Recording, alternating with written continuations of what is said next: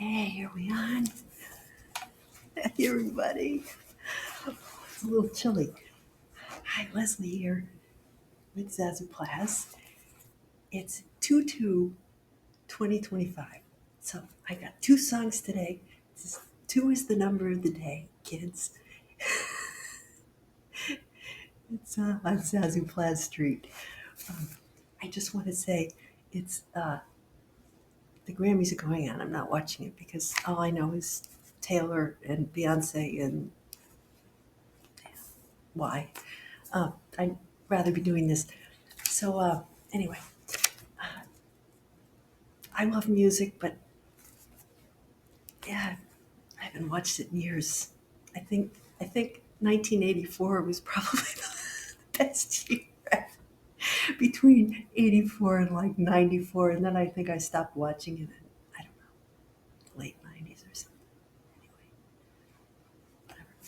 Um, anyway, Chuckles, our local groundhog here in Connecticut, predicted an early spring, and I just looked out the door, um, the window before I came out here, and I noticed it's snowing. So Chuckles obviously is a sarcastic rodent. If he didn't want to come out, which I totally get because it's winter, you know, and as as payback for getting him up early before 6 o'clock on a Sunday morning, he gave them the false prediction, which he did last year too. I think it's the same rat. Anyway, just wanted to throw that out there. So my tongue will be lodged firmly in my cheek today. So bear with me. Just be on the alert. I might be a little bit more sarcastic than usual because and I was even going to wait till tomorrow. And I said, you know what? Super Bowl's next Sunday, and I don't want to get too far behind because then I won't be able to watch the Super Bowl next week, which I do want to watch. Not like anybody I would root for is playing, but for the I don't know, why am I going to watch it? Because I always do. I'll have snacks anyway. I can't watch the commercials ahead of time. It's just not right. I think I saw the one. What happened to my pen? I saw the one with you know, Meg Ryan and Billy Crystal, which was funny, but I I want to wait for the rest because I can't watch them out of context. Anyway, I got to think about that. Anyway, Um, so yeah, I did the Groundhog thing. The best thing about Groundhog Day is the movie, which I like to watch every now and then. Um, my favorite part is, well, when he wakes up with the alarm, you know, every day, and I kind of like that because I like the winter. So some people are like, oh, it's in bulk, it's almost springtime. I'm like, no, I like winter. I can't get enough of winter. I have to get my freaking fill of winter before I can have spring. And I like winter. I like the cold. I like sweaters and hot cocoa and walking in the snow. And I need my fill of it. Else, why do I live here in New England? If you're not going to enjoy the weather, why do you live here? Move. Anyway, that's my rant for the day. Look out. Anyway, but I like the scene. Well, I like the whole movie. But I think my favorite scene is where Phil meets Ned Ryerson. That whole scene. I have a cousin who looks, and his name is Ted, and he looks exactly like Ned with the glasses and everything. My grandfather, so he's on my dad's side. My grandfather, my dad's dad, looked a lot with the hat. He looked a lot like Ned, that type. He was bald. He had the black glasses. Same vibe. It's funny, but the whole movie is great. You know, Especially at the end when Phil, after he goes through that whole phase of like resisting it, and then he just like decides to go with it, right? And then he plays the piano and he starts, really living.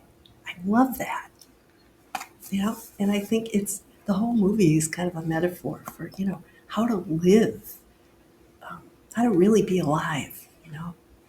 And so it's a great movie to watch at this time in the winter. You know, it's a comedy. I'm driving with the the groundhog. I love that. I love it. One of my favorite movies of all time. If you haven't seen it, go watch it. Kids, if you haven't seen Groundhog Day, and it's not Groundhog's Day. It's Groundhog Day. One groundhog. Not multiple ones. One Groundhog Day.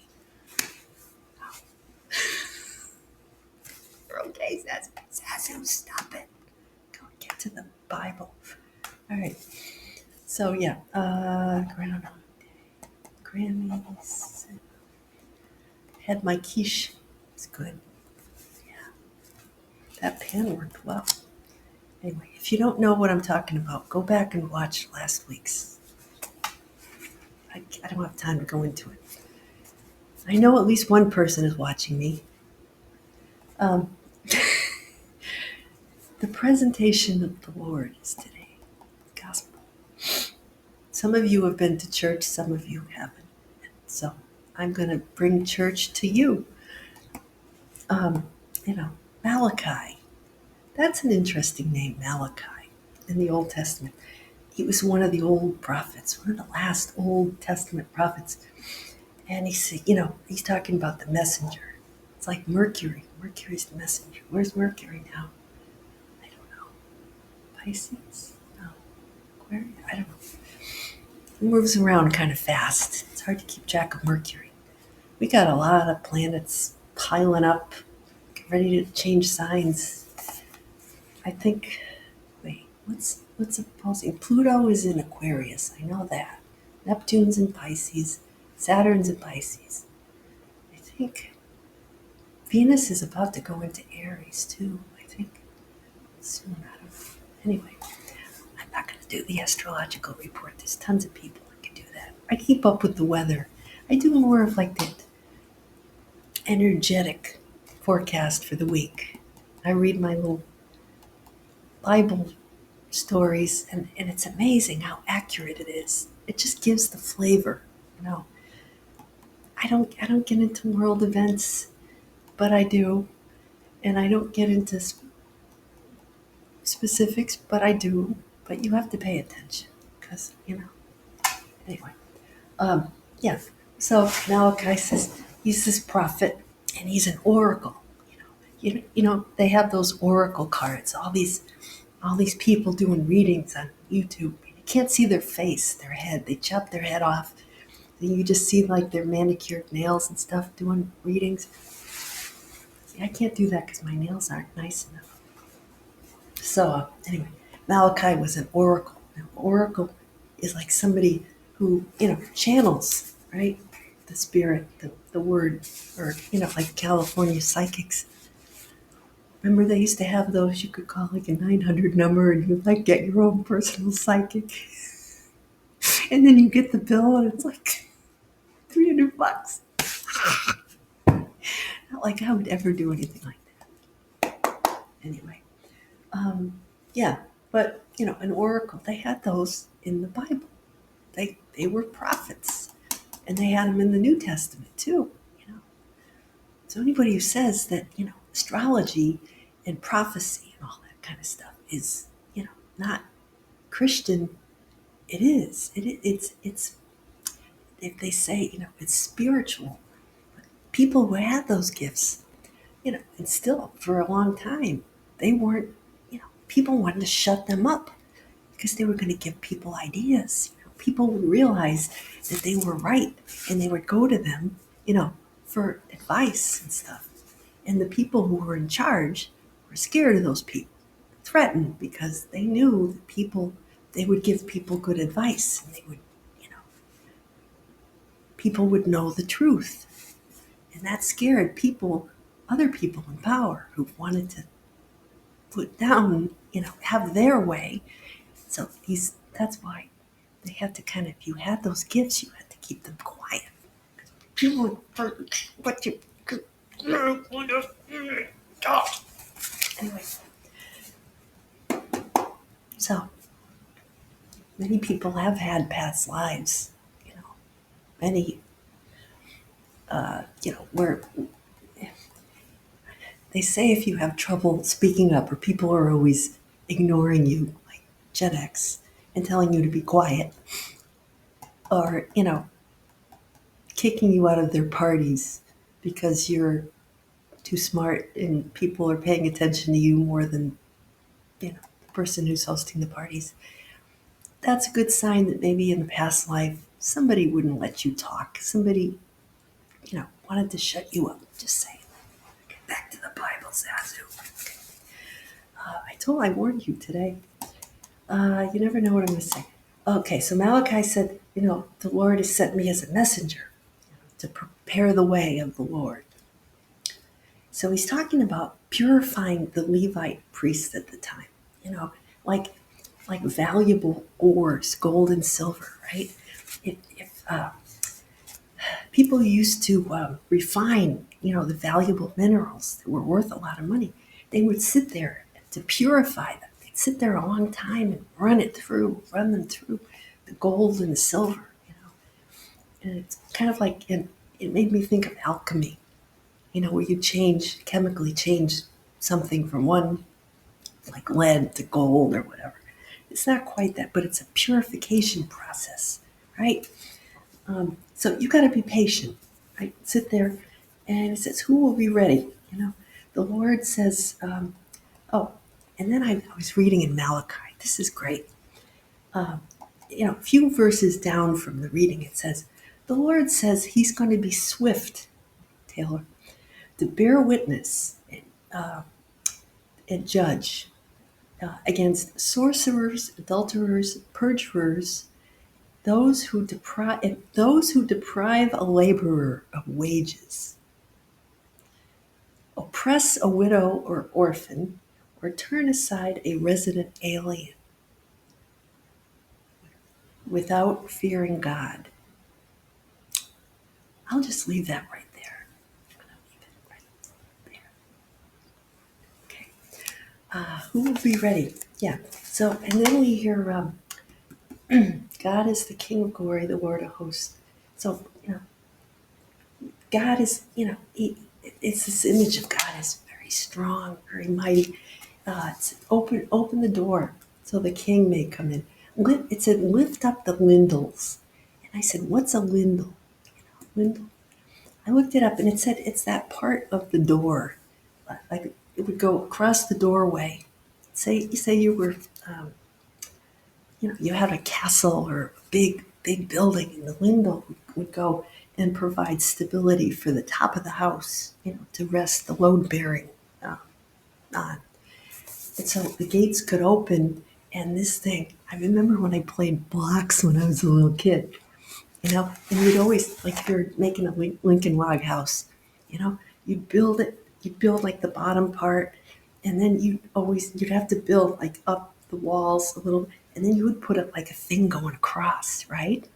And then the door could open and the whole house wouldn't fall down. Anybody who had Lincoln logs in the 70s, you remember. I think our boys even had them in the early 2000s when they were little. So I thought, but the meaning there is to make the door wider so God can fit through.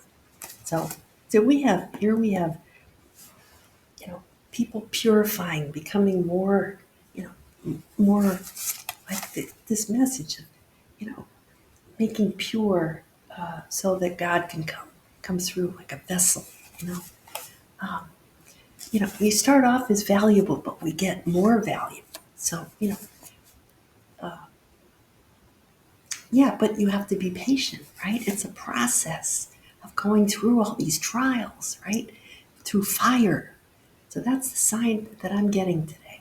Is you have your trials by fire, and that's how you're purified, right? And gold and silver are very, valuable. But when you first find them, they're rough, like a kid. Like you have a baby, and you bring the baby, for baptism, right? And so that's kind of, and then the child grows up and they're they start out. We start out, just regular ore, like from the ground. Literally, we come from the ground and we go to the ground. But in the middle, we're we're made. Our soul is made more pure by all these things that we go through. This is just my interpretation. Take it or leave it. Zazoo said this. I don't care. This I spout off. It helps me. I move on. Next week is something else. This is this week's. So here I go. Um, yeah. I'm not trying to convert anybody or sway anybody or influence anybody. This is just my stuff. Anyway, if I don't do this, I explode. My head pops right off my body. So you don't want that to happen, right? Yeah, so then there's Hebrews. And it talks about Jesus having to become like us. 14. Because he didn't come to help angels, he came to help us, right? So he couldn't be like,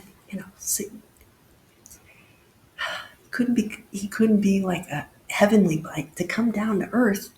He had to become one of us, so he could really, God, the bridge between, spirit and earth, right? So he had to, in order to help us, to feel what it was like to be human, he had to have an ego. He had to become human and, live as a human, right? So it was like a trial by fire. Here's the fire again. I don't know, I'm getting fired. But, and so it is that, but through our suffering, right, we have these wounds. We can help other people who've had similar trials, similar suffering, right? So offer sacrifice. In the first reading, they talk about offering sacrifice, right? So this is your Chiron, your wounded healer. That's how you become more perfect, by sacrificing. See, going through over and over.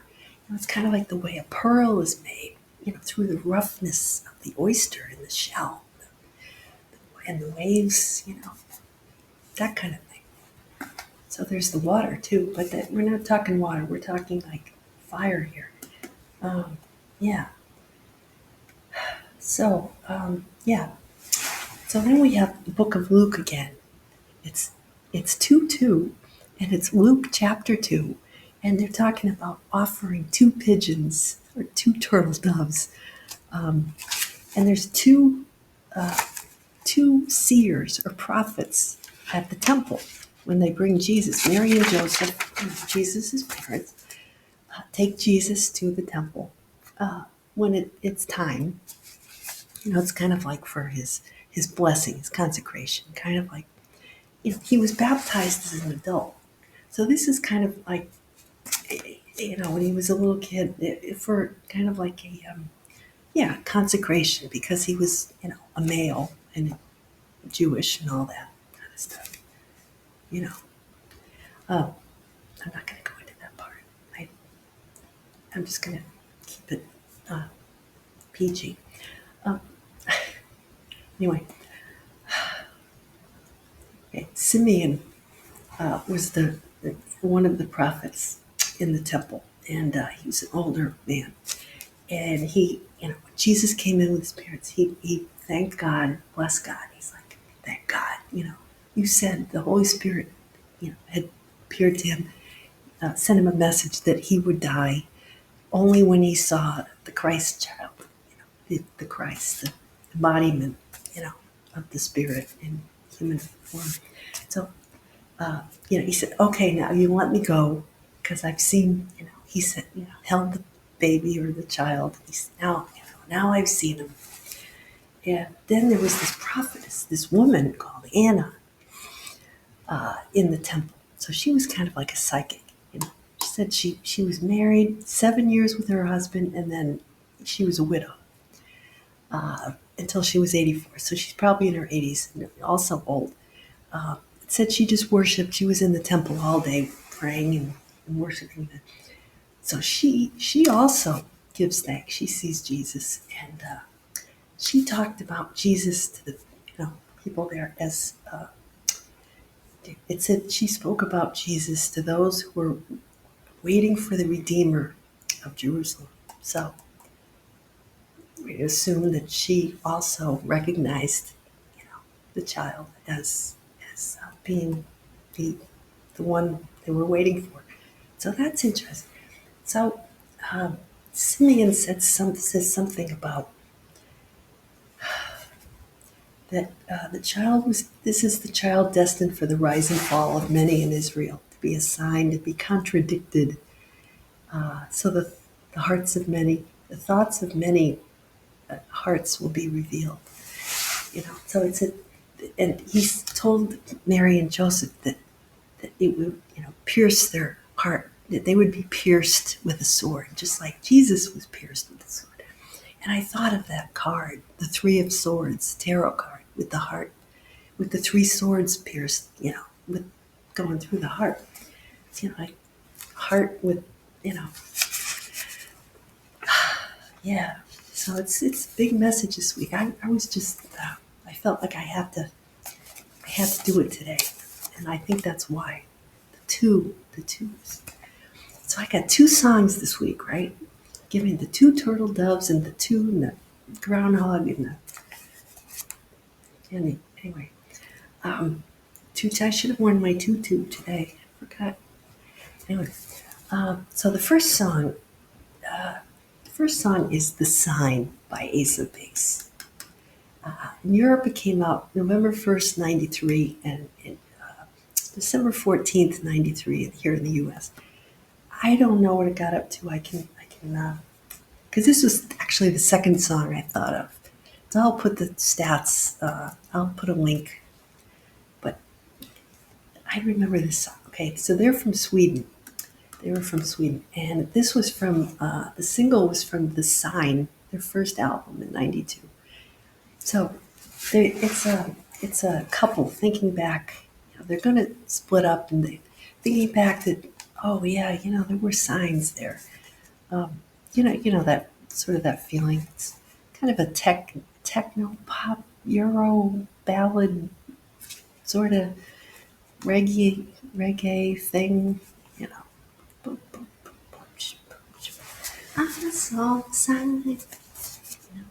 Open up my eyes, I saw the sign. Yeah. So okay, one of the Jenny Bergen was one of the singers in the group. She said that this is very interesting. She said that the metaphor of the song was the road of life. And she said, you see signs in your life, signs in the road, and that's why you change direction. Like a fork in the road. Anyway,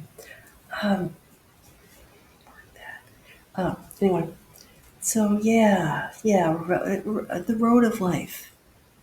Saw the signs. Anyway, second song is "Wonder" by Natalie Merchant. You gotta wonder. I mean, she's awesome. I loved her in 10,000 Maniacs, and then this was from her solo album.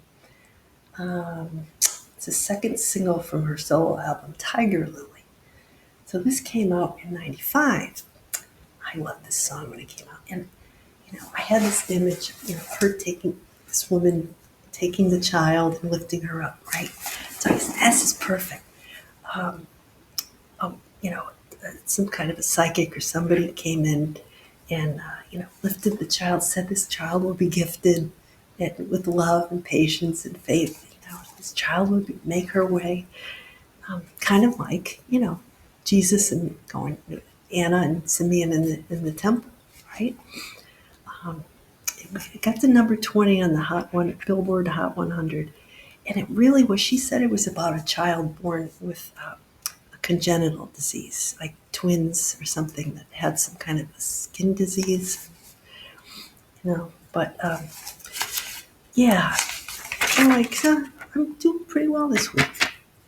So I'm actually going to probably finish early. Maybe not. Yeah, so I thought, yeah, I'll give two songs this week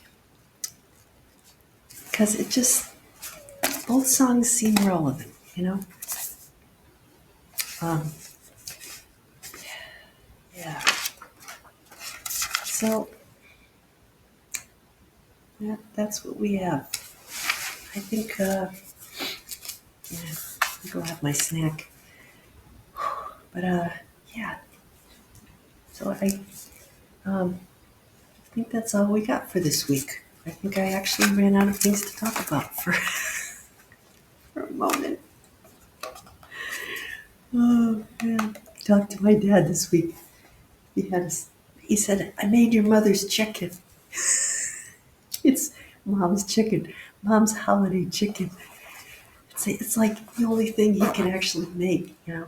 In her, she left him all her recipes in her little index card box, and he likes this one because it's easy. It's just like chicken cutlets with like Swiss cheese on it and stuffing or something. Anyway, he's proud of himself because he cooks for himself, all that. So yeah, I think I'm gonna go. So I'm gonna sign out here. Go listen to the two songs, and you know, I hope you stay warm in the winter, no matter what the rodents said. And I will be here next week, same time, same place, different time. That's it. And so be good. Take care. Talk to you next week.